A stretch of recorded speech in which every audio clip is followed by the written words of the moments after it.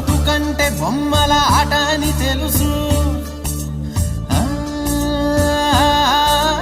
కథ అని తెలుసు, కథ అని తెలుసు, కథలన్నీ కంచికే చేరునని తెలుసు. తెలుసు తెర తొలుగుతుందని, తెలుసు తెల్లారుతుందని, తెలుసు ఈ కట్టె పుట్టుకుమంటదని, తెలుసు ఈ మట్టి మట్టిలో కలిసిపోతదని. ఎన్ని తెలిసి ఇరకాటంలో పడిపోతావు ఎందుకని? మాయా